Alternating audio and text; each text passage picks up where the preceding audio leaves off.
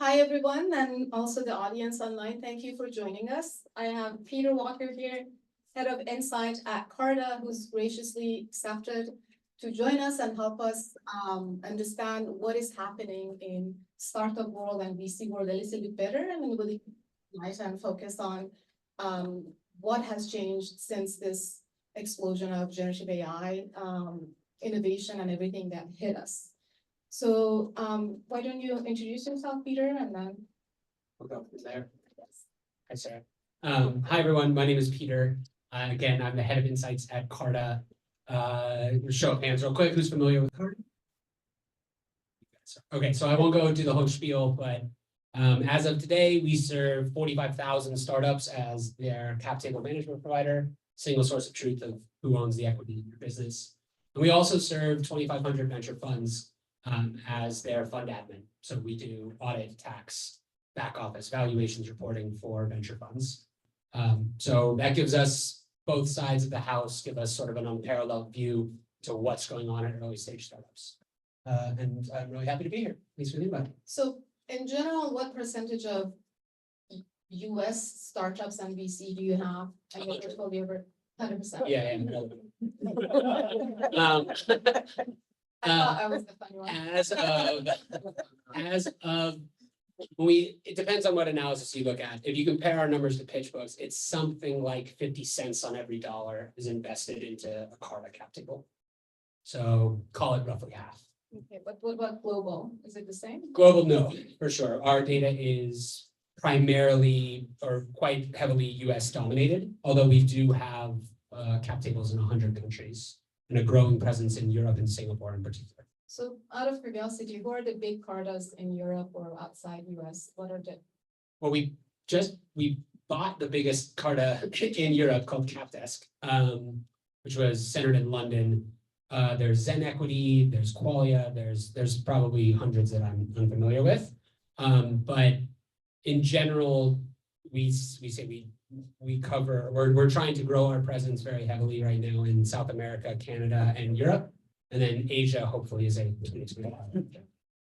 Awesome. And with that said, so any of you who is not following Peter and is in a startup, in investment or anything like that, I highly recommend he posts the most amazing informative information with a lot of, like getting a lot of hard time also from Carta, but he's like really believes in sharing and giving insights. So do take advantage of that. He has some of the most amazing information.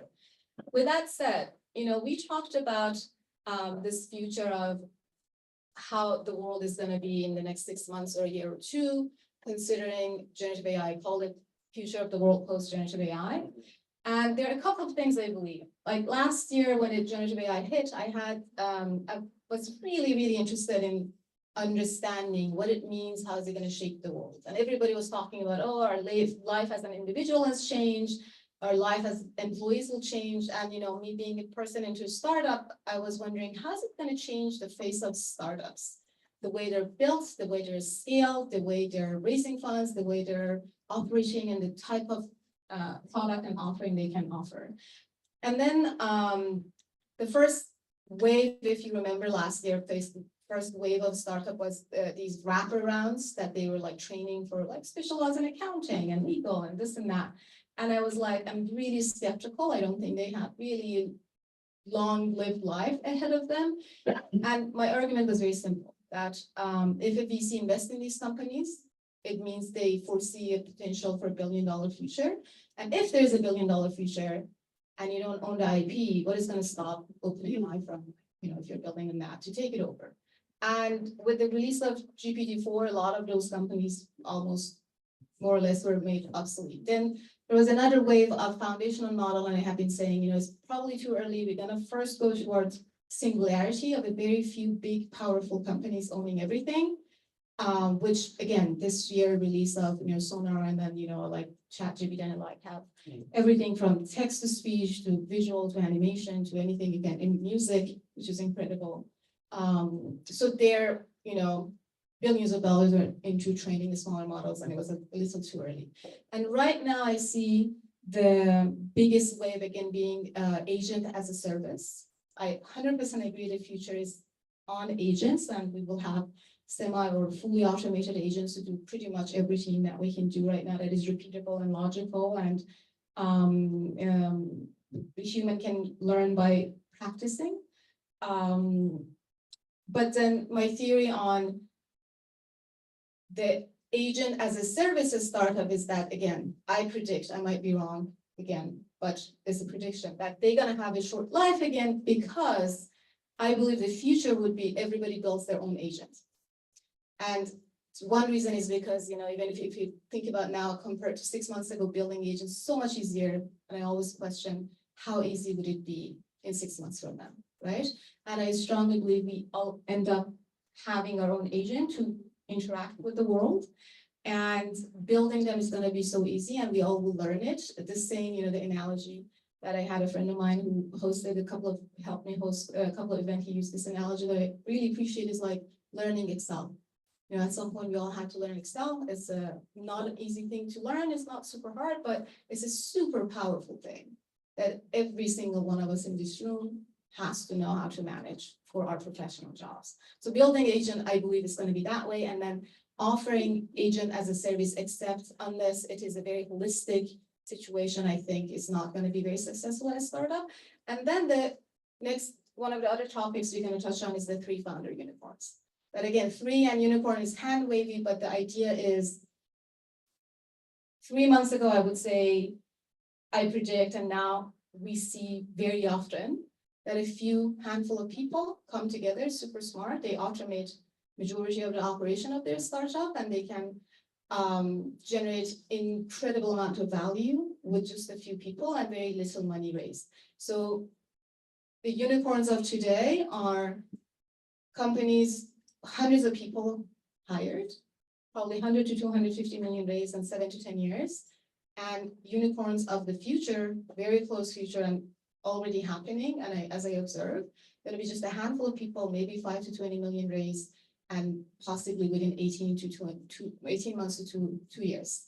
And historically, VCs will invest, you know, in their portfolio, like 10 companies, hoping one of them in 10 years or 7 years would be a unicorn. And I believe the trend has to shift in VCs invest in 10 companies, hoping 6 of them would be $500 million within 18 months. So completely different asset class of valuation and growth. And to these questions, some of them, Peter has very kindly put some slides together, and unless you have something else to add? No, that was a lovely introduction. I appreciate it. All right. Okay. We are going to, let me just plug this in. So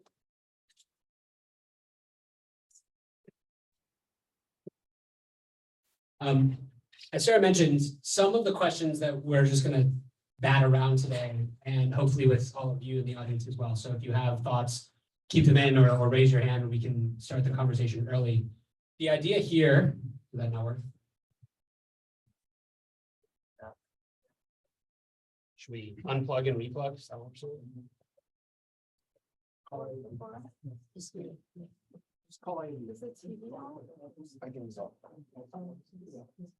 Oh, we had to turn it on. Yeah, there you go. All right, that's awesome. Nailed it. All right. So this is maybe perhaps cheekily called the future of VC, but I think sharing it on Zoom. biggest set of questions that we can talk about here tonight. We're going to talk a little bit about how startups are being built right now and how that building process might change. But we also want to think about it, especially if you're a founder in the audience, from the funder's perspective.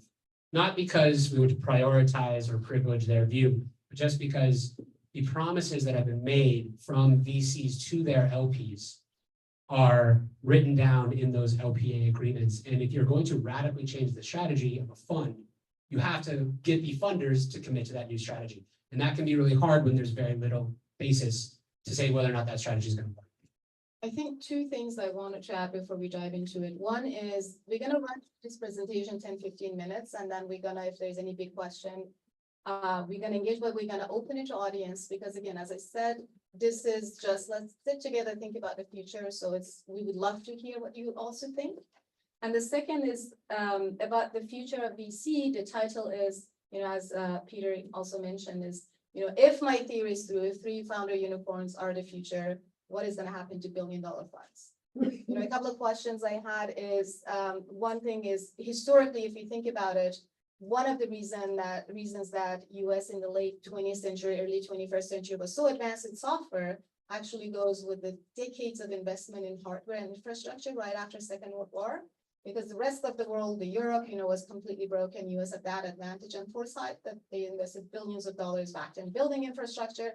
So when software revolution happened, the Silicon Valley, the part of the Silicon of the world, there were already a lot of wealth, a lot of knowledge, a lot of expertise, a lot of specialized fund. They had all the secret ingredients plus top talent, and they could build and really skyrocket. And despite all efforts of every single country in the world to create Silicon Valley, they couldn't, partially because of that. But then when software proved to be so profitable, it was kind of their own demise, and people stopped investing in hardware. So probably all of you have heard, investors are not as interested, or very few funds focused on that. But as a result of everything was outsourced, and now we know, we're severely behind, and there's like this kind of almost panic in the government level, also trying to bring hardware and semiconductor and everything back to the country. So again, one of the, and then with this whole generative AI and the increased power, a lot of chatter and prediction about next year, as soon as maybe within the next 12 months, we're gonna hit a very interesting point that the software would have all the capacity we want to push, but we are gonna not have enough hardware. The whole GPU, the backhaul we had earlier this year, is gonna only get more and more problem of shortage. On top of that, electricity generation. On top of that, battery that they can save the energy, and then even like simple transformers on electrical grids, we're gonna have shortage on that. So then my theory is there a chance that the investment finally gonna go back? Are we gonna have a shift in VC that they would appreciate and are forced to, or we'll talk about it later. But like Peter has some very interesting information to show. Right. This is a no from our lawyers. You all read it? Can you get this deck? No. Yeah, of course you can. Just email me, peter.walker@carta.com, if you would like this deck after the talk. All right, 2 things we'll cover. Quick, high-level state of startups right now, as best we can tell from Carta data. And 2, the venture fund reaction to the new way, perhaps, of growing these businesses. And then open questions that we can discuss as a group. So first things first, we've all heard of the venture capital decline, the winter. Q1 was really no better than Q4, which was itself no better than Q3, et cetera, et cetera. We had a boom time. 2021 was a crazy year. The black line is the number of dollars invested into Carta companies. The gray bars are the number of rounds. So 16 billion a quarter, which is a big number, but nothing quite like 67 billion in a single quarter in Q4. So that's the funding challenge that many founders are facing, although there has been a ton of dry powder that's been raised by venture funds, which we can get into in a bit. So what does that mean? Less investment, more companies chasing that investment means that the time between rounds has been extended. So if you're a founder in the audience and you're thinking 18 to 24 months between fundraising, that's out of date. It's more like 30 or 36 months in some cases between primary rounds. So you have to make those dollars last a lot longer than you used to. So what are venture capitalists doing with this time and this money, if not investing into new companies? Well, it turns out they're spending a lot of time and capital with their current companies. They're bridging them, extensions, seed plus, seed A, series A junior, whatever the round names are that you prefer. A lot of time and attention is going into keeping current companies afloat. Some of that was because a lot of the challenges that these companies were facing were through no fault of their own. Interest rates changed on them. There was a whole macroeconomic change. And then they had to recreate go-to-market. They had to recreate a lot of the business models. That happened in 2022, though. So it's about 2 years on from that period.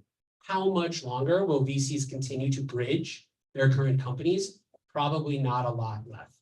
I'd say 6 months at the most before these percentages drop quite significantly. And when they do, I bet that's because a lot of the startups in question are shutting down.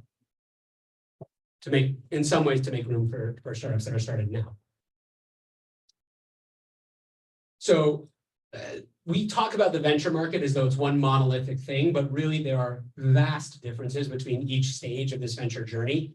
If you just look at the late stage here, the black line is valuation and the orange line is total rounds completed as a percentage change from Q1 2022.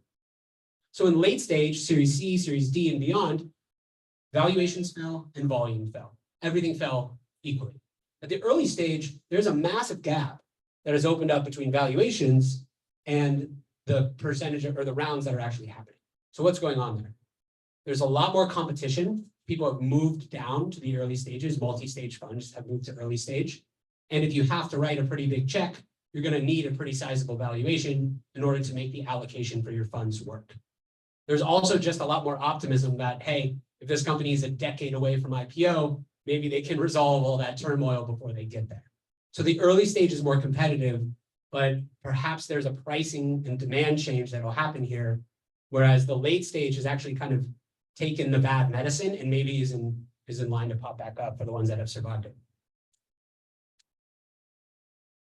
And then, of course, just the character of the deals that are being done is a little different. There are terms that kind of fell out of favor in the boom times that are now back in favor. Things like high liquidation preferences, participating preferred stock, et cetera. These are showing up in more deals, even though they're nowhere near where they were, say, 10 years ago. Okay, so all that paints a rather negative picture of what's going on in startups. Underneath the surface, for the startups that are raising and the companies that are being founded right now, what are the kind of silver linings of optimism?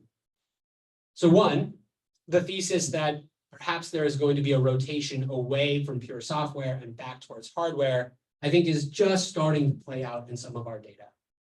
This is the percentage of capital invested into seed, Series A, and Series B going to hardware, energy, and biotech companies.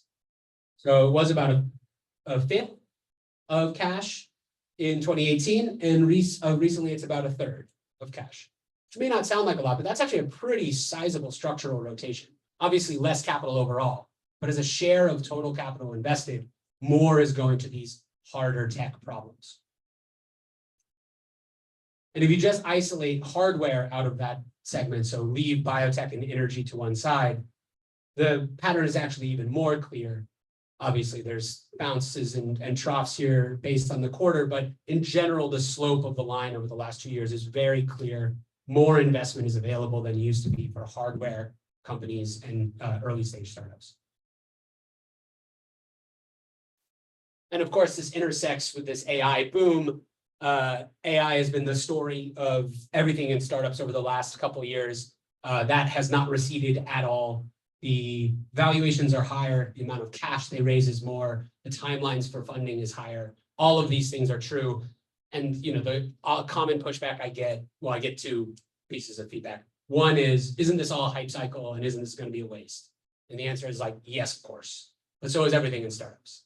If 9 out of 10 of these companies go away, then you could easily say that everything is a waste of money. But if you get an NVIDIA, it's not a waste. And the second is, can you fundraise without AI? Is it possible right now to go out with a non-AI story and fundraise? I hear some giggles in the crowd. Are you founders or investors? Those of you who are laughing. Founder. Founder. Are you trying to fundraise for a non-AI company? How's it going? It's going okay, actually. It's not too terrible. That's right. It's not too terrible. Let's print the stickers. You can fundraise. Only about 25% of the capital that we see on Carta is going to AI companies. Now that's up from about 7% just 2 years ago. So the change is real.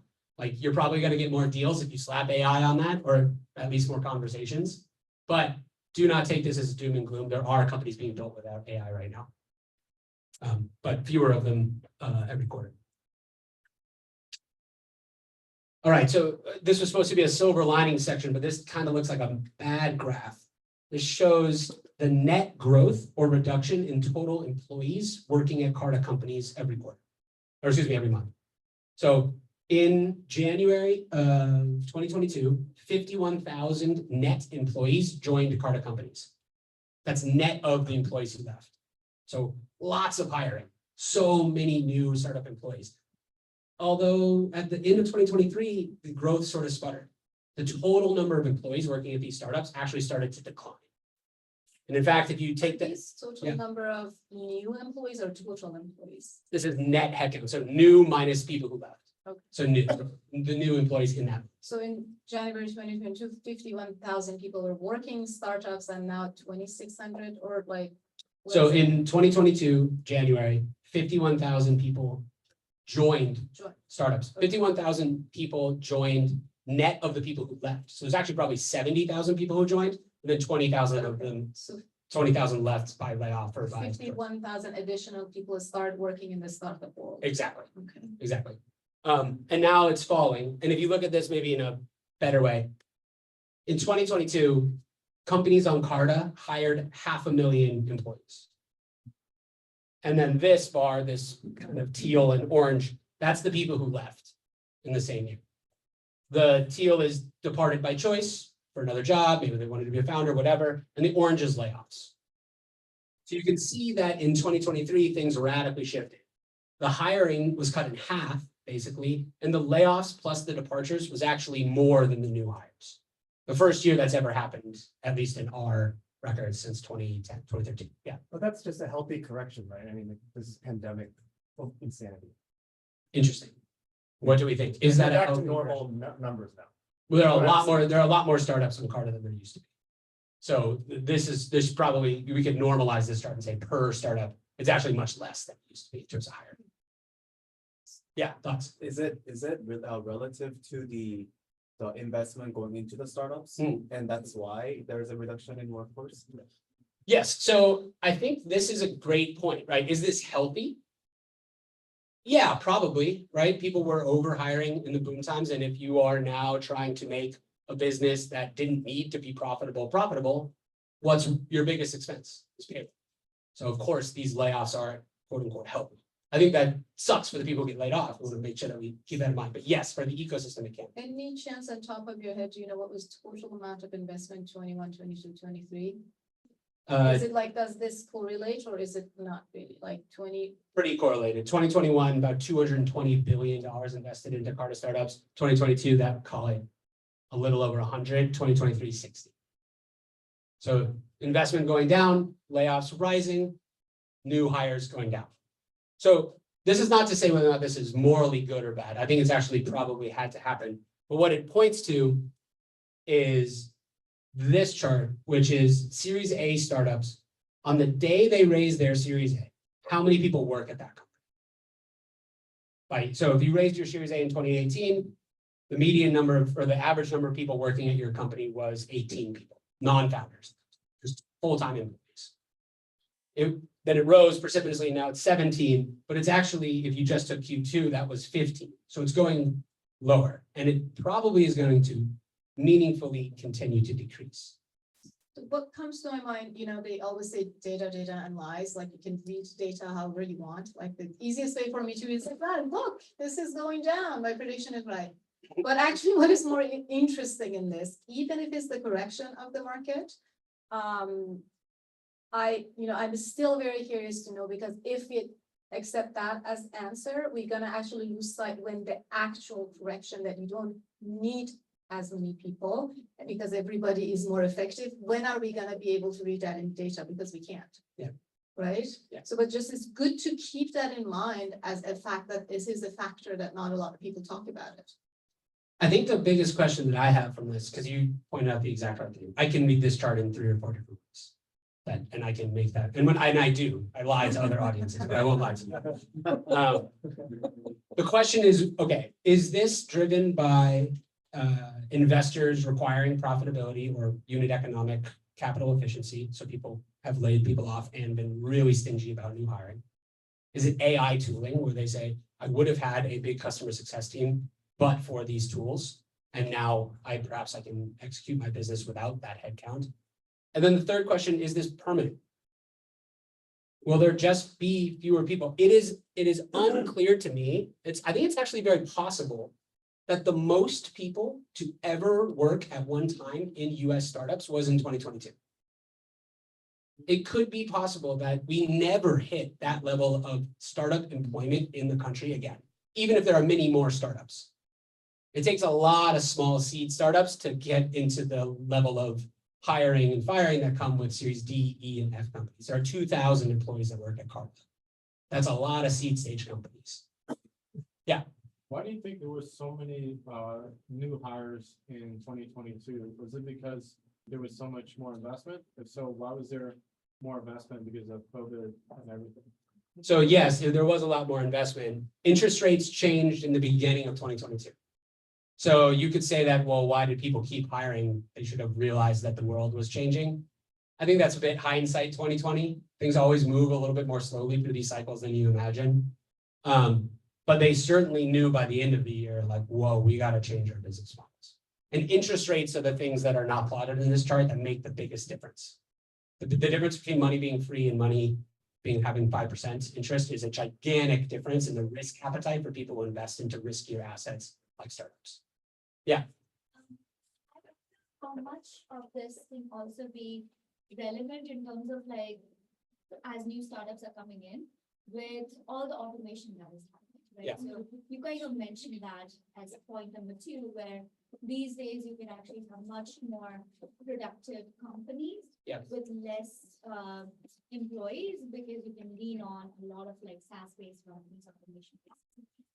Yeah, that's a great point. The question was, how much of this could be, put down to the idea that young startups are automating positions that they would have otherwise hired full-time employees for. I think that's a part of it, for sure.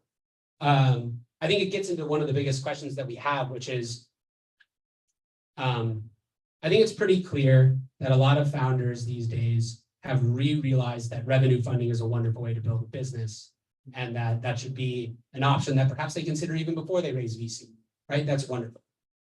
Once you've taken VC, though, I do think it's a little bit tricky.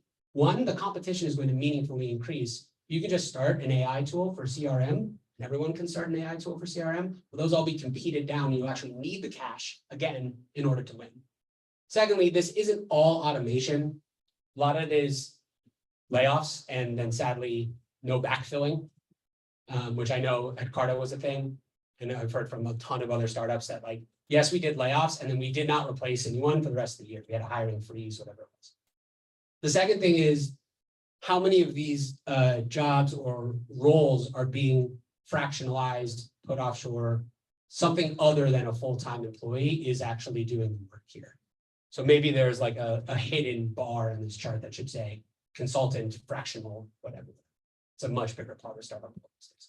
Yeah. Do you know how this breaks down by job level? So is this mainly engineers, sales?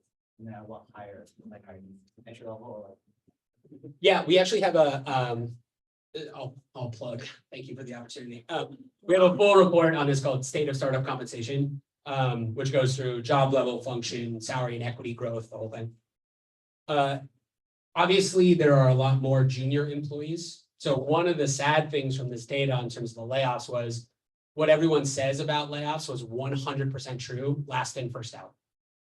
If you have a lower tenure at a company, you are meaningfully more likely to be laid off than someone who has longer tenure at that company, even in the same position, in the same role.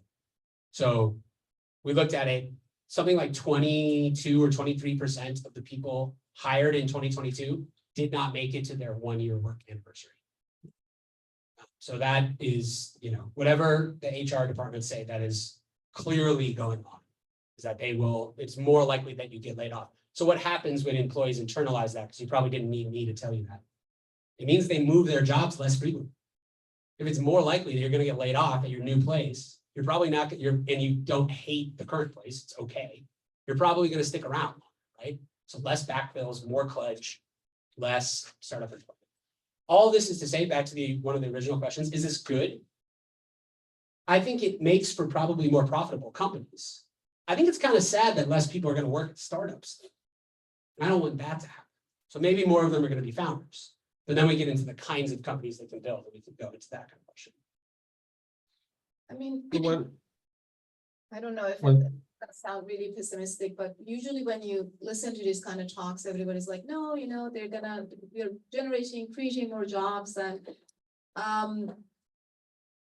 again, at the cost of sounding really pessimistic, I think, yes, a lot of jobs would be obliterated. It's a fact, like, I can't, even when I say like 300 people used to build a unicorn, now 3 to 10 people, handful of people could do the, and then optimistically speaking, instead of having 300 people work on one unicorn, I hope we're gonna have, at least 100 of them working on 10 unicorns or 10 very profitable. What happens to the other 200? I think it's an open question. One question from Zoom. Matt? Well, I Yeah. wonder if, because there's a lot of tech layoffs as well, Sure. and I wonder if, a lot of industries that are not tech need tech people. And so Yeah. are those people going in, which are not experiencing layoffs, right? Totally. Like oil, et cetera, is that, they need to digitize, they need digital transformation, is that happening? That's a great question. Trackable? I don't know, I wouldn't have that data from us. I don't know where they're headed. I hope that's true. I think that's a very reasonable case to make. I think if you ask your startup friends who are laid off if they went into oil and gas, many of them would say no. But maybe consulting, although that's having its own troubles, or maybe finance, although we don't need more of them. So Even other industries that need tech people to actually catch up with the AI. Do you know, anybody knows anecdotes of that? People left proper tech to go to, proper tech. I mean, like, really a company Yeah, no, that the is good tech focused. Like, if you work for Nike, like, they have amazing tech, but they're not proper tech. That's what I mean. Capital One, I had a friend who had a startup. They acquired his company to build their AI lab, essentially to automate a lot of their tasks. Like, we don't have people who can truly build our customer service automation or compliance automation bots, so we Acquired. they acquired. we hired Yeah. them. Do you know anyone who was actually laid off and then moved outside tech? Just raise your hand if you know. People on fire. Oh, wow. Like the data infrastructure by about 10 years behind. Mm. So a lot of people like going 5, 6, 7. Yeah. And that's like another big wave that hopefully we'll have a talk on that as well. Because the story, I mean, the story that you hear is, yes, there were layoffs across tech, but so many of those people are going to become founders. Do we have any question from Just the volume. audience online? Some- Raise your hand yeah. if you have a question. Yeah, I do have one question. Can you hear me? Yeah, we were going to get that. Okay. I promise. No, hold on. I Okay. just want to be more depressing about the president. You thought we were going to get, no, that's next up. You're getting to the wrong place. Yeah. What do you think, like, the ratio of, like, human and both AI, essentially like members of a team? Do you think now, do you think like the number of team members on the team is gonna like increase to be like more? Like, Let me just count bots. Show of hands, how many of you are working at startups right now? Or founding your own companies? Okay. How many of you have what you would call like bots that you would consider full-time employees? Or doing the work of a full-time employee? Raise your hand with pride. That's the whole point That's a of the good thing. session. Yeah, Okay, great. What are they doing? Give me an example. coding. They're coding, okay. That's the most- They're coding by themselves, or they're like helping coders do the work of other coders? Helping. Okay. Accounting both. They're doing accounting, Did you build that yourself? nice. They're doing CRM, okay. Did you build that yourself? Or And is they're that- automating customer support. Okay, so like, to your question, yes, I think if you count bots as team members, then the teams are gonna get bigger. But I don't know if I would count them. You'll get more done with fewer. Exactly. So- What do you think about like the possibility of having fully automated companies that are not even run by humans anymore? Yeah, so that's the Sam Altman. There'll be $1 billion valuation that's run by one founder, right? Or I guess even beyond him, no founders, just somebody who presses play. I mean, the problem with that question is if you can run a business fully agented, what's stopping someone else from running that same business and competing your margin? I don't understand why, eventually, not immediately, but like eventually if I'm running the next Salesforce and I'm just trying to copy HubSpot or Salesforce, where's the margin? And then ultimately, I like to not conflate two topics. It's not about actually how many. people, 1 or 0. It's about a handful of people are as productive as hundreds of people before. Yeah. So I'm not, I call it 3 founder unicorns, but I'm not stuck in 3. It could be 10, it could be 8, it could be 2, right? Yeah. The point is a lot more productive. We have one question online. Oh, yeah. Yes, would you please ask your question? Yeah, I had a, Peter, I don't know you can hear me. Yes. Yeah, can Okay, so the question was about the previous slide, when you have less employees under 17, if you do it the opposite way, so if you tell me how it correlates the fewer number of employees versus the type of CDSA, if that trend is also happening in the hardware companies, I'm not sure you have the data, but that's a question to see if this is really a change how companies are run, or it's just that there are so many other AI companies that are driving that number down. Yeah. So this is just SaaS, but if you were looking at AI, or excuse me, hardware companies, the trend is the same but less stark. So the percentage change would be less, but yes, the total headcount at various checkpoints is going down. And Thank you. also, still even Great question. 3 weeks ago, I would say, oh, we have had historical examples of social media, Instagram and WhatsApp, that a handful of people made $1 billion companies. So it's not impossible. And now with all this automation, we have possibility for software, but hardware probably not going to happen. And a few weeks ago, I met a couple of hardware founders of all things, cooling for data centers, super complicated product with a couple of million, 4 people have a product line, profitable. And they wanted to raise a few more million, you know, that 2 million was pre-seed and they wanted to raise 3-4 million for seed. And investors were telling them, you're Series A, you're not seed. So even in hardware is happening, which I am in absolute awe and shock, because you would imagine like hardware is not gonna happen. But a lot of things is changing. There's a question in the back, Fern. Sorry, yes. Oh, okay. I was curious about these data from how many companies that in your and Carta. Yes. So Correct. would that represent that can maybe there are other companies that are not involved in Carta? Would that still represent a company? I mean, how many overall startups compared to the percentage that you have? Yeah, so my guess is that Carta has 50% of the market based on our analyses of various places. So that's. Different in different cities, different in different stages, et cetera, but that's a general rule. So is this reflective of all startups? I don't know, but I think it's enough to be talked. Fairly, yeah. One thing that, I don't know, looking at this data, I'm a little bit cautious of making like really big, like drawing conclusions, because one thing that you said you're missing in this data is the contractors. And I don't know how many full-time employee replacement automated agents I've seen in the startups that I've worked with since the pandemic, but I've definitely seen companies firing full-time employees. I've seen it over and over again, and they keep their contractor. Yeah. So that's a very like popular trend that I've observed myself, but that is missing in this data. I think that's a totally fair point. It's tough for us to see contractors because typically they don't get equity. So that is a great point. Perhaps the most of the change has been in the type of employment rather than the number of humans. Could definitely be the case. Yeah. So what is your definition of a startup? Is there a chunk of companies that have graduated from, especially the big IPO shift in 2022? Maybe some of the reduction is due to that. Is it pre-IPO or is there another definition of a startup? That's a great question. So for this one, it's just Series A. So this is just at the moment at the raise Series A. In this point, Yes, this one. this is just pre-IPO. So this is startups and scale-ups, or startups and late stage privates. I don't know exactly, different definitions of when a startup ends. And you would call it different things, but this is just all non-public private tech companies on Carta.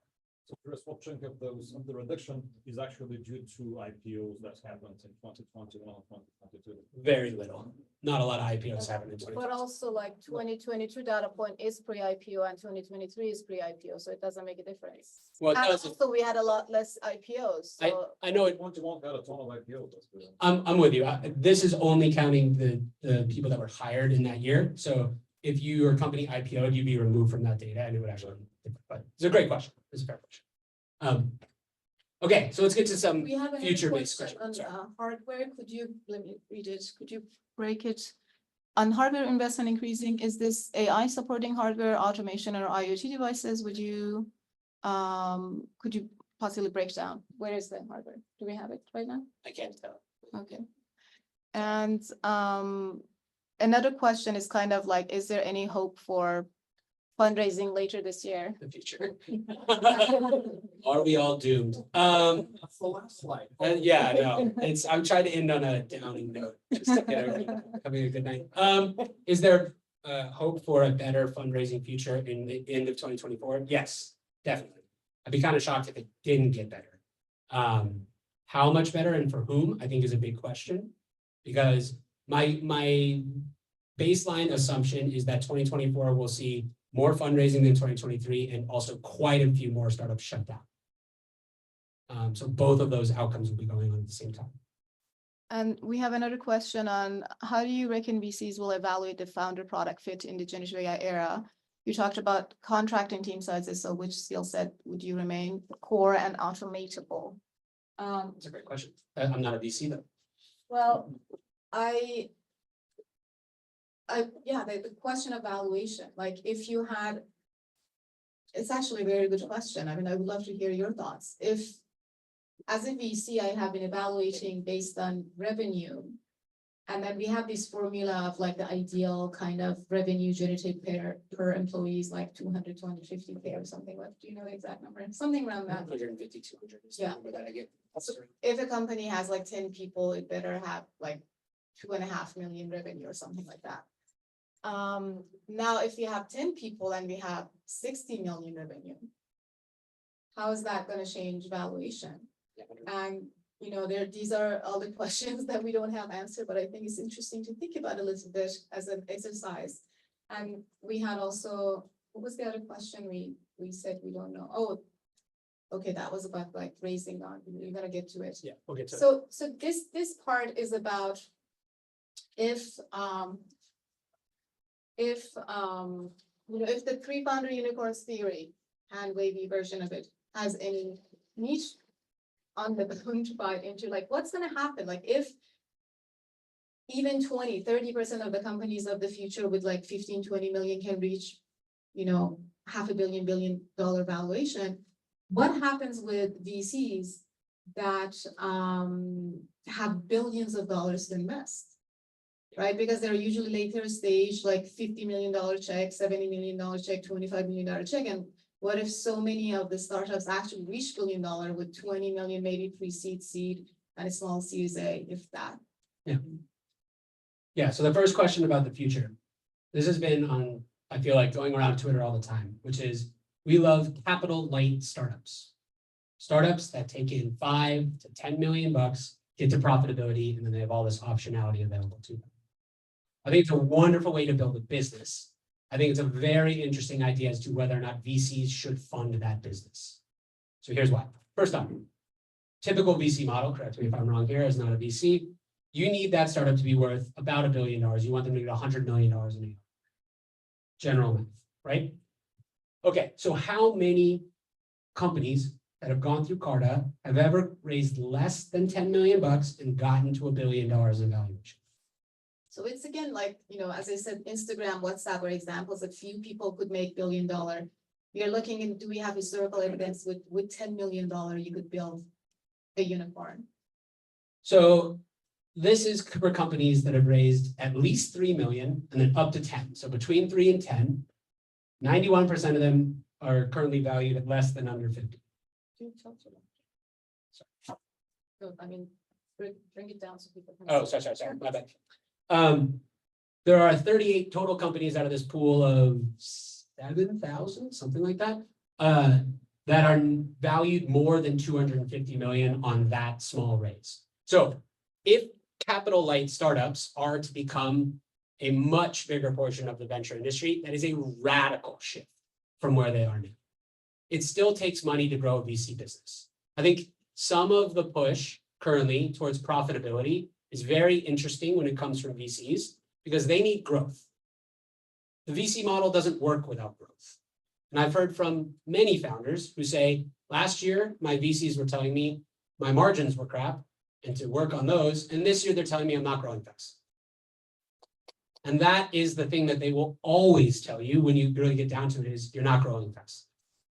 Growth is what VCs need. So the question is, can 3 founders, 3, 10, whatever, 8, can they grow? I think it's almost already clear from the data that you can grow a wonderful, profitable business with a small employee headcount. The question is, can you grow a venture scale business at that speed with a very small employee headcount? That's the open question. Yeah. What do you think about capital concentration in the space then? So you have a company like SZA, right? Yeah. I don't know, maybe they have 100 employees. They just raised an 18.3 billion. Yep. Right. So say an early employee gets a point on that, whatever, 180 million investor. Is that really like the concentration that exists in that space?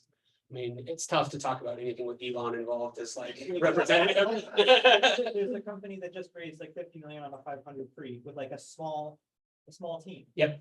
Right. So, you know, Is the question like, is that a benefit? how do you create in Elon's case, let's just say, how do you create $18 billion worth of value? I don't think he will. Okay, but the Right, point is like the people that, you know, you get these massive valuations and you're saying like, you know, they're also not having to sell too much in the round, right? They're taking typical equity dilutions in the round. Yep. And so presumably the founders have created, you know, billions of dollars in value with just a few people. Is that like the concentration is massive? Those are really outliers. And, you know, again, like Elon But can those are the raise that, companies but it's are going to meaningless. win. No, Perplexity AI is the same thing. Those are the companies that are gonna win No. because of the capital they get. Maybe. I think that's the open question. Follow on to that same question. What do those companies look like? Because now that everyone's more efficient, there's a commoditizing of these tasks and tools, which means you're gonna have competitors in next year. Yeah. So what do those companies look like that reach to that $1 billion point? So to the capital concentration point first, that's kind of like the opposite of the question that is asked by these data, but I think it's an interesting one. This gets into a dry powder debate. There is so much dry powder on the sidelines being held in venture funds. Actually, not held in venture funds, held in LPs and not yet called. And remains to be seen if it will all come when called. It's a separate question. We can get into that if we want. That funding cannot go to early stage companies. It does not work. There's not enough of them. There's not enough rounds in the world to fund all that money. They need $100 million rounds, right? So like the fact that a couple of companies are raising outlier rounds, actually, I don't actually think that capital is that concentrated, but there's so much other capital just waiting to be deployed, late stage capital, which I think is a serious problem for the late stage VCs if the companies they want to fund don't need their money when they want to invest it. I think that's a serious problem. It's extremely concentrated in the early equity holders. Yes, that's true. And then they win if they can get liquidity, which, you know, it's an Elon company, so remains to be seen. But a couple of thoughts that like, that is one of the, if I understand your point correctly, side effects of 3 founders unicorn anyways. If you build a company of a 1 billion valuation and you're like 10 stakeholders. Yeah. It's a very different story than there are like 300, right? And also from VC perspective, do we have any VC or any investor in the audience? Angel investment? Or angel, like just somebody a little bit more Angels familiar. count. Yeah, let's just do a little bit of, you know, like review of how VC model works to make sense of what we are talking about here at LP. So first off, there are 2 types of businesses. Is VC fundable and what we call lifestyle businesses. So you could build a company that is very profitable. When the first year you make $5 million revenue, but no VC will invest in you. And the simple reason for that is VC invest in a company that see a prospect of growth of $1 billion market at least. So if your ultimate goal, if you capture the entire market and it's not like 500 to billion, it's really hard to raise money. And those are lifestyle businesses. You make a lot of money, very sustainable, but you have a growth cap. And the way VC works, every single general partner at every VC has fiduciary responsibility to their limited partners or the money people to invest their money and give them return. And the promise is, I'm going to return in 10 years. Usually the life of a fund is 10 years. I'm going to return you more than 2 times, which means beating all markets. So give me your money. I'm going to like give you big return. But then there's also like little dirty hidden secret in VC where is more than 50% of VC funds burn cash, never return anything, bad investments. Around 30% of them return between 1 and 2 times. Am I accurate? Yep, you're ballpark. And then, do you have more accurate numbers than that? And then, so 35% return 1 to 2, meaning, maybe 1 to 0.2%, 1.2 times in 10 years, which is a terrible performance. And then about 10% that return between 2 and 3, and 5% that return more than 3, which is like skyrocketing. And then historically speaking, the best return for funds are new funds and emerging managers, the first few funds. And there are a couple of reasons. I'm going to get to it with a very straightforward reason for it. Another question is, if a fund returns 1.2, is it like a bad thing? Is it a terrible thing? Not necessarily, because usually majority of funds above 300 million, if I'm not mistaken, fall in that category. And the reason that is acceptable, even though they are behind the market, if they were putting that money in the stock market, they probably have better return, but it's still for that fund is okay. Anderson Horowitz, all the big funds that the return is around that ballpark. The simple reason is the LPs would put their money there. There are these retirement funds of like tens or hundreds of $1 billion funds, and they have an allocation for venture capital high risk investment, like 5%, 10% portfolio, and they write it off. Like, I give you 100 million, 500 million. If you don't burn it for me, I won, because I had to do this investment, and I like making money out of 500 million is a lot harder than making money off of 5 million. So this is like kind of an idea of what we are talking about. And then now the question is kind of, all these big $1 billion funds. Anderson Horowitz, I guess, just recently raised $7 billion, if I'm not mistaken. What is going to happen to them if we are actually onto something? If the landscape, the capital that startups require is going to be so much limited, and each fund, keep in mind, if you have like $25 million fund at like seed stage, you're writing 250, 400K. For 20 million, you could invest about 100 companies, 80 to 100 companies, something like that. It takes a lot of time. For investing in 20 companies per year, you probably have to see 3,000 pitches. So for 100, you have to see like tens of thousands of pitches. So it's really time consuming. And that kind of correlates. If you have a really big fund, they don't invest in pre-seed and seed because the check size is just simple math.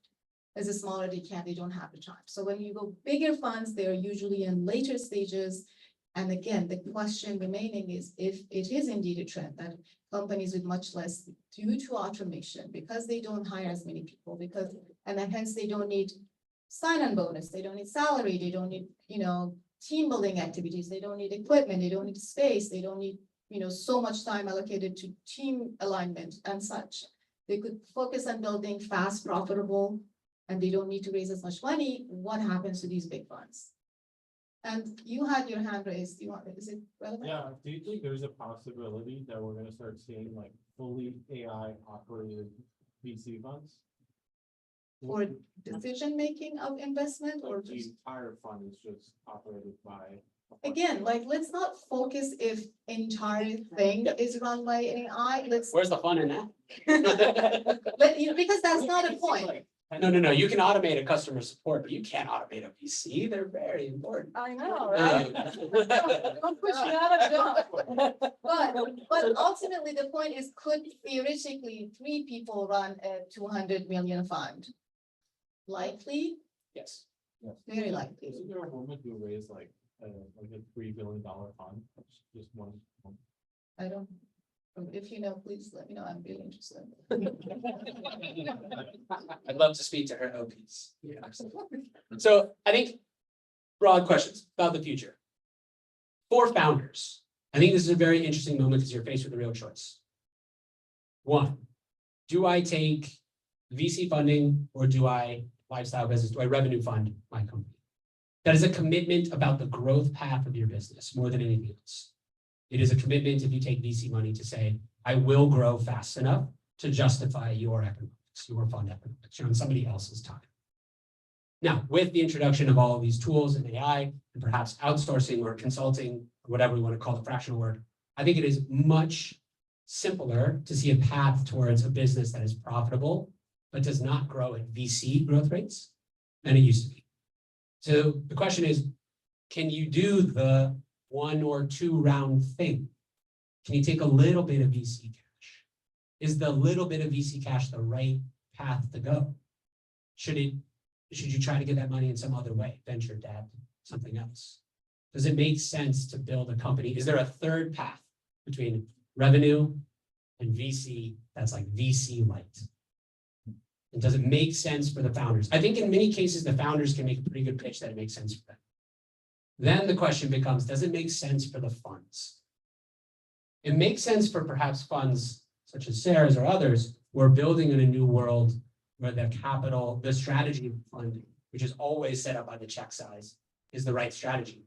But if you are not Andreessen Horowitz, but you're a tier 2 seed stage fund, does it make sense to invest in those capital-light businesses where they're never going to take another dime? You don't know when they're going to sell. You may never see liquidity from them. How do you show DPI to your investors? Where's the markup? These are big questions about VC because there's so much capital invested into VC right now under the old model rules that companies will need $100 to $200 million to get to venture scale.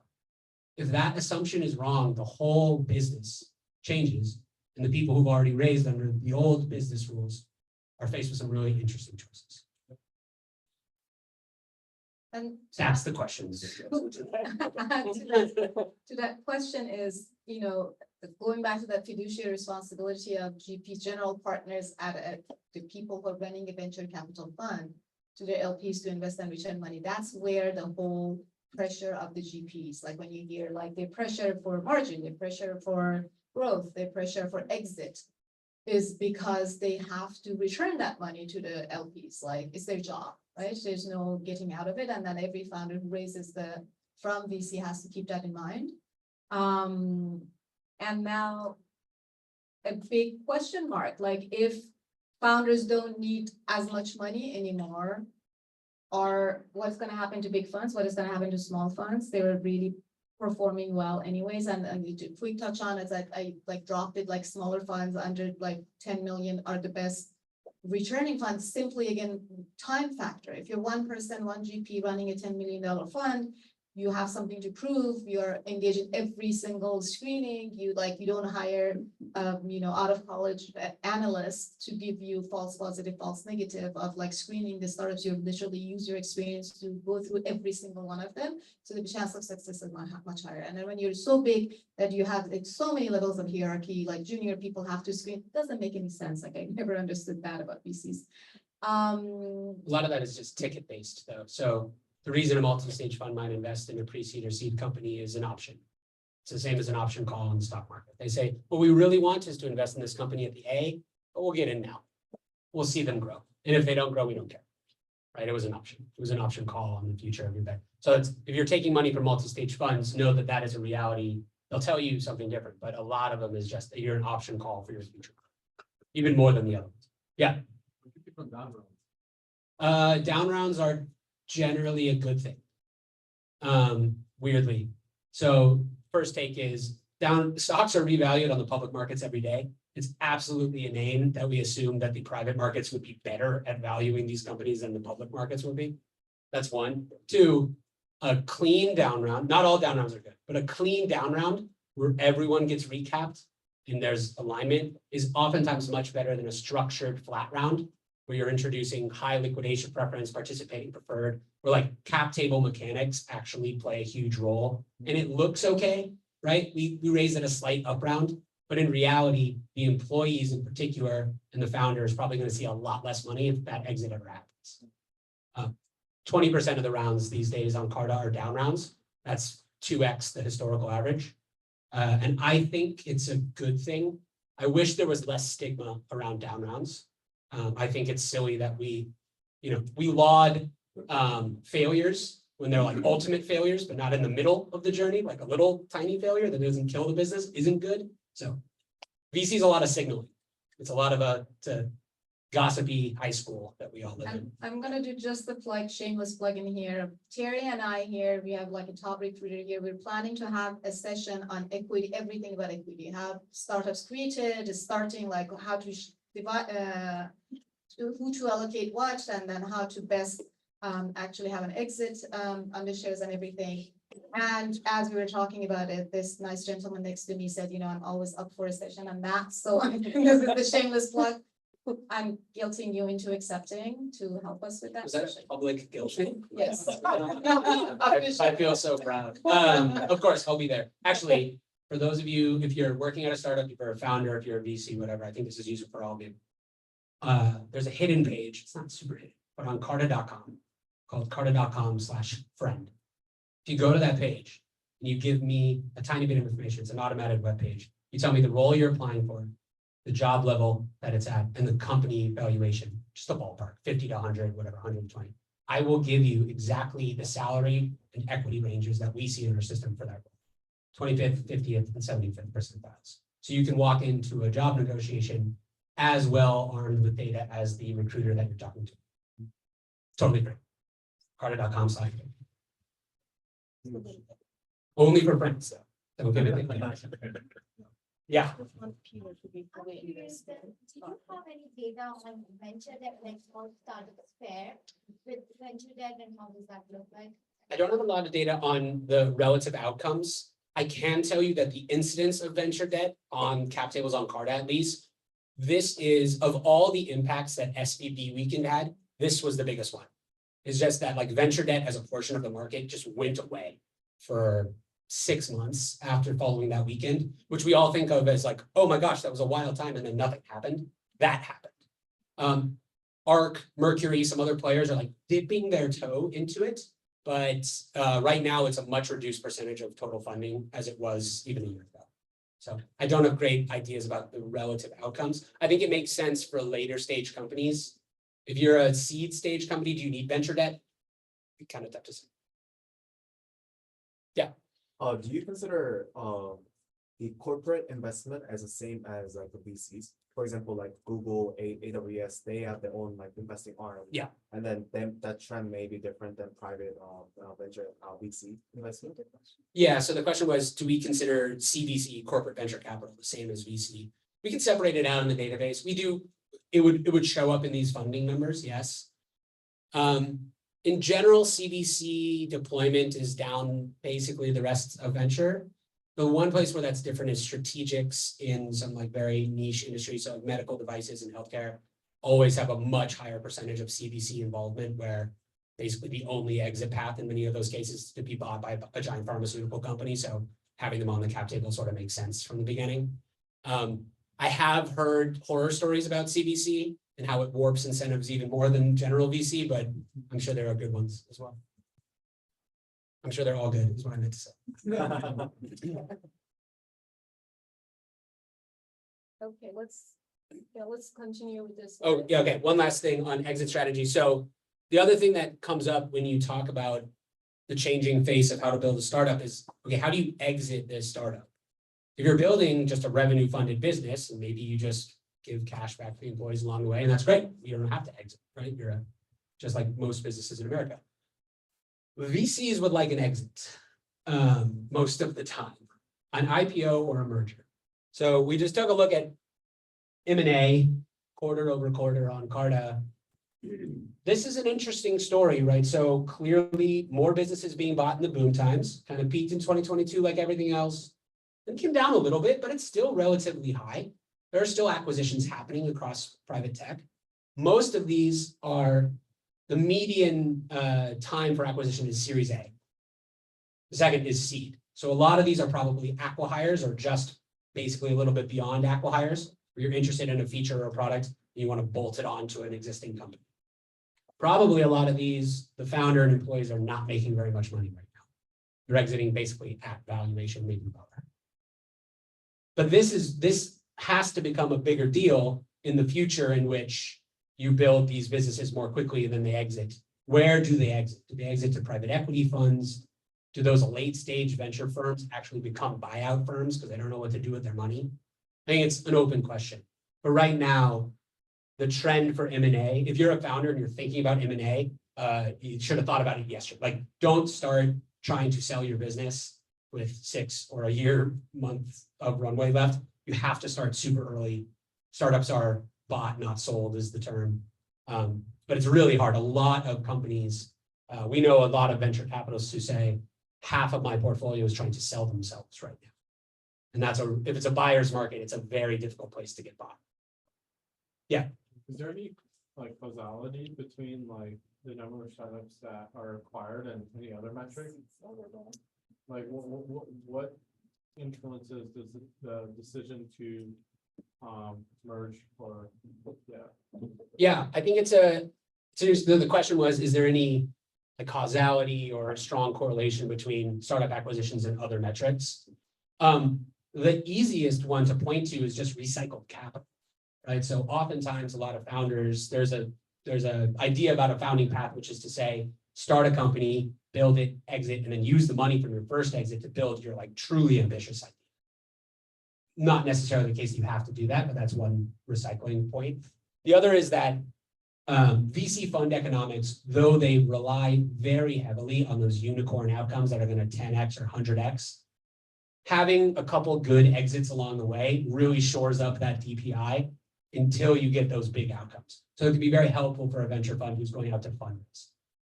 Part of the stuff that we didn't get into here a little bit is how fund economics affect founder choices. So for instance, we were talking about down rounds. One of the reasons why a VC may be very reluctant to enter into a down round with their founders, even though they know it's the right thing to do, because they're going out and pitching their fund right now for fund 2 or fund 3.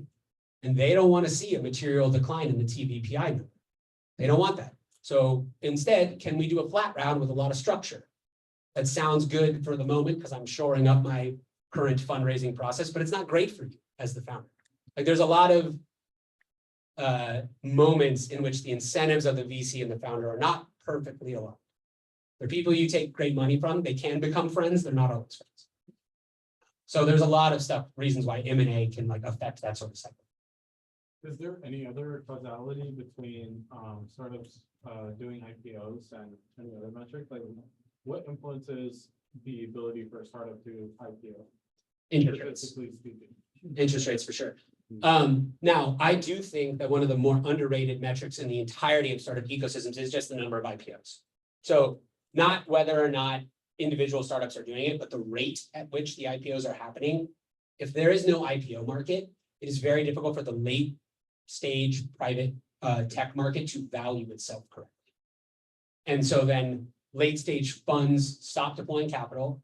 Late stage firms have to do weird stuff, bridges, extensions, whatever, to make that, to continue their businesses. And they do a lot of layoffs, as we've seen. And everything just kind of gets gummed up. So we want IPOs. I was really hopeful that Reddit going out would be like a starting gun. It hasn't proven that way at all. So now I'm thinking that IPOs are not coming back till next year. Well, why do interest rates affect IPOs?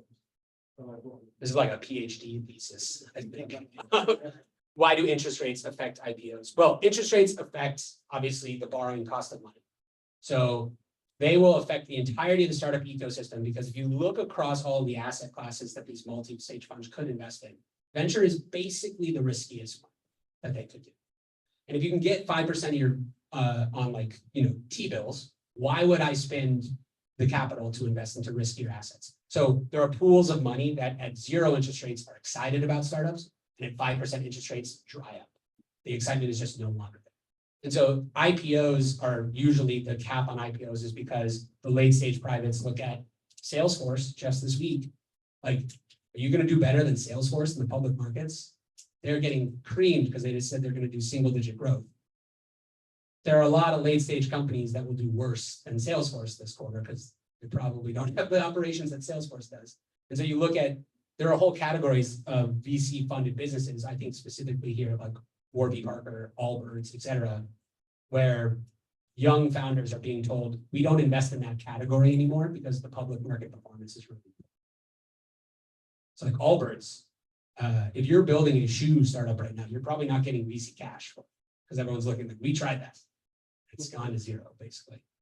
So there's a lot of recycling and cross-pollination between public and private. So lower interest rates, more IPOs, more funding for startups. Yeah. Why Better everything, bunch goals for everyone. why are the interest rates so high and how can we? Look, if you build a startup to control interest rates, I will invest. I will invest right now. That sounds like an amazing startup. That's great. Do you have something? No? Peter, on this M&A data, do you have data as to whether the startup's acquired for just stock in another company versus exiting for cash? I don't, sadly. I wish I did. This is the part of our data set that I think is the weakest, where we just have a raw number and I can't really get much beyond it. I wish I had valuation at exit and like stock, cash, whatever. Acquirer too would be amazing. Related question. Is there any other source that might have that information? There's this place called SRS AcquireCom, which does some interesting M&A data, but the reports are so boring that I can't read them oftentimes. Sure. Yeah. Do you have information or data on the startups that took angel investing first? Startups that took angel investing first versus those that didn't. Yeah, like versus on the seed rounds. Yeah, so like, do you have all that data too? In what sense? Like how they perform or? Appendix. Yeah. So this is all data on safes and convertible notes. If you want this data, you can email me instead. So this is like all of the data that we have on all investing that happens pre-priced round, which would include the vast majority of angel investing. On Carta, safes dominate this space. To be honest, I'm running into fewer and fewer startups who don't do at least one safe round. It's very, very, very common. We have about, since 2020, we've had 100,000 safes signed by pre-seed companies on Carta. I think it's the biggest database of safes in the world. So lots of stuff here we can get into, but the angel market held up better than the other parts of venture, especially in the Bay. In some cases, there was a question maybe earlier, talk like, what can other places around the world do to imitate the Bay Area's success? There's 1,000 answers to that question. One of them is, what do rich people do with their money? If you're in Dallas, do you invest into startups because your friends are investing into startups? Maybe. If you're in the Bay, you definitely know someone who's an angel investor. And that's part of the way that capital gets recycled. Do you mainly show data that's like 2018 to now? Yeah. So how does this moment, this like AI boom moment compare to, 2015, 2014 boom, 2008, even 2000? That's an amazing question. Carta was founded in 2013, and our data only got really robust enough to talk about the market in probably 2016, 17-ish. So I don't know. People compare the downturn to two periods, which was the financial crisis and then the dot-com boom or bust. I think it's kind of meaningfully different than both of those based on the way that interest rates changed. But I don't have a lot of good data on like what AI will mean versus the other booms that have happened. Better than crypto, I hope. Yeah. I use a lot of Carta's resources. Something which I get, and I'm pre-seed company. Some of the questions I still get is on valuation, although I'm playing safe. Yep. And being an AI company and going into a market, Carta doesn't have an AI section; it has that. Yeah. So I'm just curious, like, what advice can you give in terms of like at least assessing the valuation of the company, even though we are raising safe at this point? We just don't believe in AI, so we don't include it in our taxonomy. No, it's a big problem. So our taxonomy didn't include AI before this couple of years. We are behind the scenes revamping all of this to include a couple things. One, we're going to include AI as a technology, so then you can cross-reference AI HR, AI travel, AI whatever, because it affects things differently. If you're just looking now, just as an idea, these are valuation caps. This is how much you raise. So a pre-seed round that raised $1 million, the median valuation cap on Carta is 10 million. 10% of your company. These are heavily influenced by the Bay. If you were outside the Bay, these would look, I think, not considerably, but you know, it would be lower for sure. AI would be a little bit higher. So if you're raising $1 million on a safe for a Gen AI SaaS company, you're probably 11 million in cap, somewhere in there. Sorry, we Post-money, pre-money. post-money vows almost always, yeah, on the valuation cap, on the safe, yeah. Pre-money, you can see the blue is post, oh, kidding. Okay, I don't have it, but it's 85% of the safes we see on Carta are post-money safes, which are actually not that friendly to you. They're friendly to YC and investors, but that's the default. And uncapped. Almost never, uncapped for, or capped for sure. If you get an uncapped safe, that is probably from your parents. And that's very kind of them. Yeah. Why is it not friendly? Why is the safe, post-money safe not friendly? Yeah. Anybody from YC here? All right, cool. Okay, so why is the post-money safe not friendly? The original safe document is a pre-money document. YC switched the default from pre to post-money in late 2019. It rapidly became the default instrument. Why did they do that? Because one of the objections on a pre-money basis is that you don't actually know how much you own as an investor. It's still dependent on the round in the future. On the post-money basis, you have a much better idea, though not exactly, of what you'll own. So if I invest $1 million into a 10 million valuation cap safe, I will, in the event of that company doing what I think it should, own 10% of the business after the seed round. A little bit less probably because the option pool, and we can get into that. What is investor favorable is two things. One, many investors, including YC, started adding side letters, pro rata, most favored nation. All these rights they used to get in price rounds only, now they're getting in safe rounds, and they're not paying legal fees. Awesome. The second and more, I was going to use the word insidious, more interesting advantage. Post-money safes have anti-dilution built into them. So what do I mean by that? It used to be that a company would raise a safe round and then a price round, and everyone would go off on their merry way.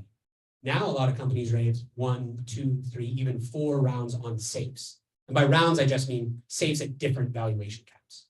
You raise like 300K on a 10 million, then another 500K on a 12 million. You kind of work your way up. If those had been priced rounds, everyone would have been on the cap table already and been diluted by the new investors. Because they're safes, everyone is kind of guaranteed their iron slice of pie, and only you, the founder, is getting diluted. So safes are great. Don't do more than 2, most 3 of them at different val caps, because you are giving away anti-dilution, which is a provision that your lawyers would fight tooth and nail not to give in a price round. I actually think that safes are overused and more founders should bite the bullet and take a price round. I know it's expensive in legal fees. We're working on that at Carta right now. But like, there's priced equity is not a terrible thing. It's just a little faster and a little bit more expensive, but it can set your cap table up for success moving forward. So that is my solution. Lesson learned here, very important, is seriously do not do that, because there are enough founders who literally sold themselves out of their startup by doing that. They've left with nothing. They had like, recently there was this company, I don't know, it was like several hundred billion exit. Founder literally was left with nothing. Yeah. So it's easier if you raise on safes to not know how much ownership you've given up, and then to come to that first price round and be like, damn, I don't own as much of this business. And then it comes to exercise rights and everything else. It gets really complicated. So be very careful and educate yourself. Hopefully safes are great, some of it, but not too many. Everything in moderation. Say, Is that an old Tanqueray commercial? That makes it up? you're saying, go for pre-money safe. If you can get a pre-money safe, do it. Yeah, negotiate. Most investors will say post money and you need to sign our side letters. And that's pro rata and most favored nation, which are two big terms that you shouldn't give to everyone, but if it's your lead investor, it makes sense. We can get into a lot of fundraising on safe stuff. Yeah. I'll make a little free advertisement for Carta. We also have this good calculator on the dilution with safe. Right. So we use that a lot to really know if we raise seed there and there and there with our safe notes, is how much we would own. So that is gold. I was wondering if my plant in the audience was gonna speak back. I appreciate it, man. Yeah, carta.com/safes. If you're a founder and you're not on launch, it's 100% free cap table to raise $1 million. You should be, but all the calculators and stuff are free to the public as well. Don't get caught off guard. Know how much of your business you've given up because the investors definitely know. So does it do the complicated like several safe also? It does, yeah. Then you have no excuse. Do not screw yourself up. Yeah, it's really great. Yeah. So I've seen your data for the employee option pool for startups. Do you have like data that shows like these are the successful startups and this is how much option pool they have for their employees and these are the less successful startups and this is how much they allocate for these? Yeah, it's tough to say what's the right definition of success under that rubric. I have done some analyses where so this is a graph that we put out today that was on what's it called? Sorry. Behind the scenes. Employee option pool size. So if you are building a employee option pool for a company at specific valuations, in this case, say a seed stage company, which is like right here, 10 to 25 million, the median option pool is about 13%. The reason I put that chart out is because I was getting a bunch of DMs saying, hey, investors are trying to ask me to put my pool at 20%, which is great if your company's worth $1 billion, but don't over dilute yourself for no reason. Is there a difference meaningfully in the option pool size correlated to the success of the company? There was a marginal difference where people with a slightly bigger option pool were slightly more successful. I have no idea in what direction that correlation runs. It could be they knew they were going to hire really great people and they knew how much they needed, so they made it a little bigger. It's tough to say. I wouldn't say I really have a great answer to that. But yeah, don't if you're just starting out, start at 10%. Pre-seed 10% is great. And if your VC is like, you're going to need more than that, you go, when we hire them, we'll have that conversation. It's not closed off. I love the lead, it is a big one. Okay. All these in Figma, man. Anybody has any question It's that an infinite scroll. hesitate to ask? You're wrapping up. Any question that, just ask it. This is perfect time. No questions? Right. Peter, actually, question about the $1 billion valuation slide for those that raised between 3 to 10 million. Yeah. How are you getting those valuations? Like, is it like they raised another round? Yeah. And that's other round? They raise another $1 billion. So they eventually raised 3 to 10 million, but then somehow later raised $1 billion valuation. No. Their post-money valuation changed due to like a secondary sale or something. Sorry, I wasn't understanding your question. Okay. They didn't raise a second. Okay. Yeah. So how are you getting the valuation of it, whatever it is?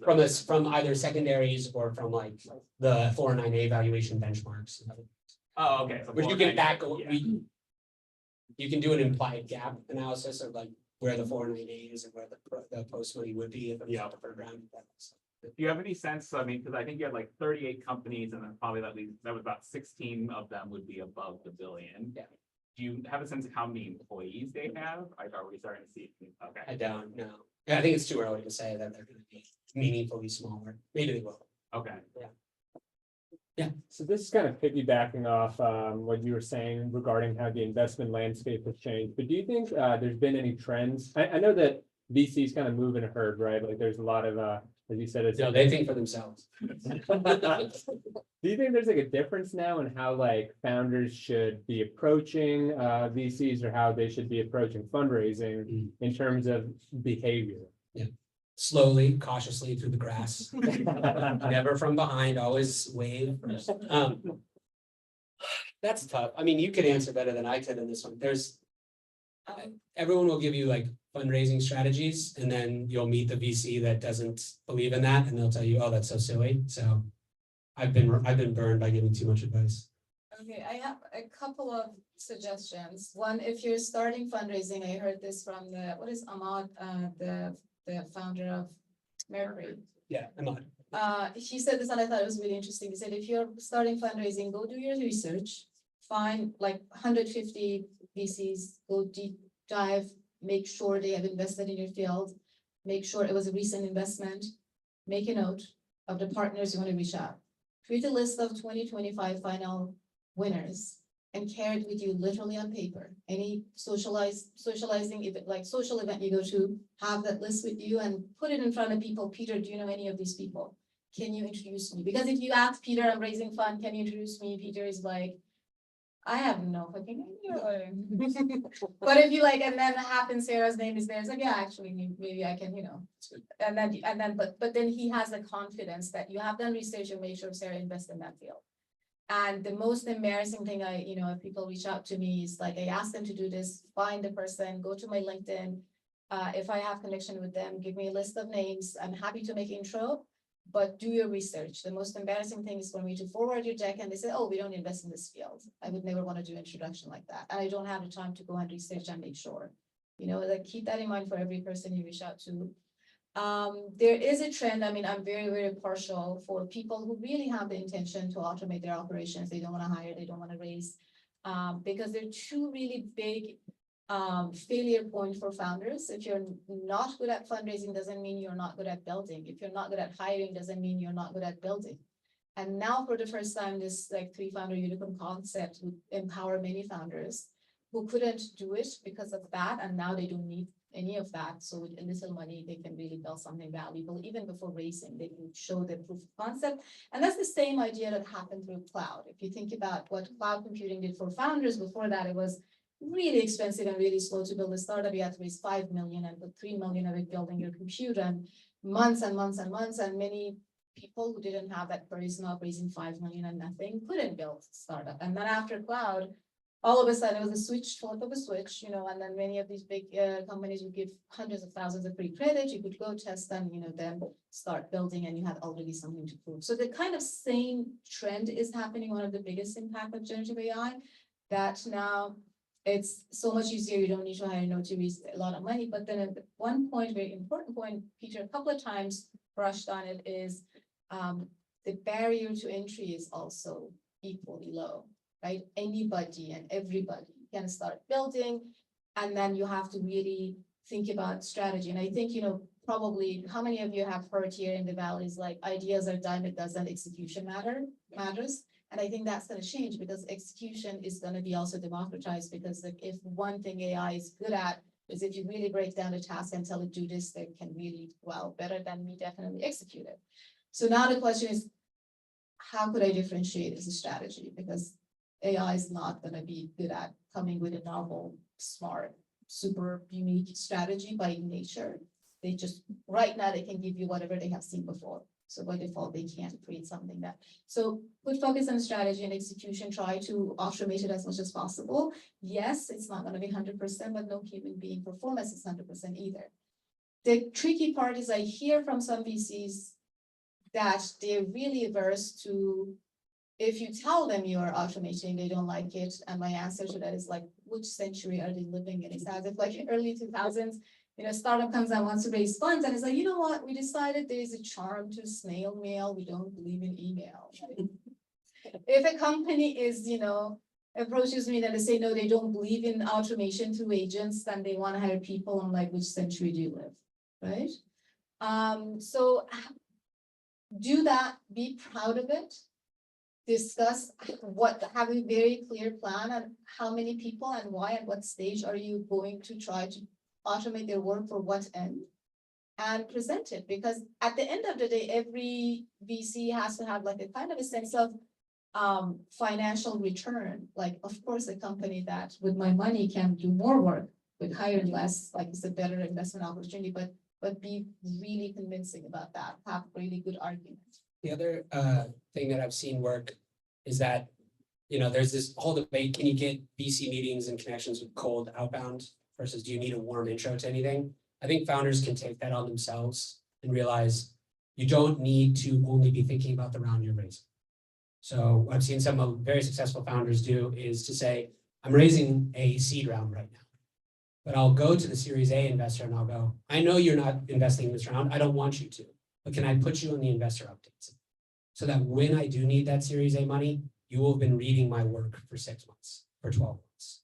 It's like anything that you can do to think one round ahead or a little bit higher. So that might be a bigger angel in your case instead of the next round to say, this isn't going to be cold. You're already going to be watching my progress.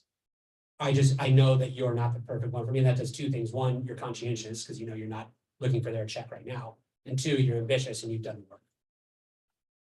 And another comment about cold or warm, there's some VCs that say, oh, we answer to every cold email, send us email, like from even my own, I might even say that, but I have prejudice against them, is that actually they might be open to it, but the value of warm introduction is so much more for a very simple reason.